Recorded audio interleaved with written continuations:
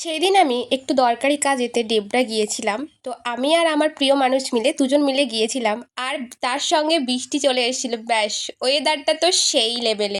তখন ঘড়ির কাঁটায় বাজে প্রায় ঠিক 5:30। যেহেতু মা চলে এসেছে, সেজন্য আমাকে সকালে কোনো কাজ করতে হচ্ছে না। আর ঘুম থেকে একটু দেরিই হয়ে গেছিলো উঠতে। আমি ভেবেছিলাম, অ্যালার্ম দিয়েছিল 5টার সময়, কিন্তু আমি উঠেছি 5:30টায়। মানে কুড়া, একবারে কুড়া আমি। আমি জানি কুড়া, তো তাও কি যাব না? মনে হয় যখন চ্যালেঞ্জ নিয়েছি পূরণ তো করবোই। সেজন্য আমি সকালবেলায় চলে গেছিলাম দৌড়োতে। বাড়িতে এসে দেখি মায়ের কাজ হয়নি এখনও, সেজন্য মা বলল ঝাঁট দিতে। তো আমি ঝাঁট দিতে লেগে গেছিলাম।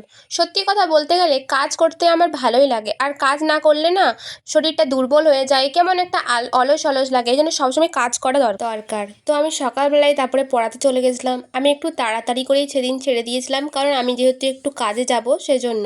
তারপরে আমি রেডি হয়ে চলে গেছিলাম বাস স্ট্যান্ড। তো বাস স্ট্যান্ড থেকে আমি চলে গেছিলাম আমাদের কাছের রোড থেকে চলে গেলাম কেরানীচটি।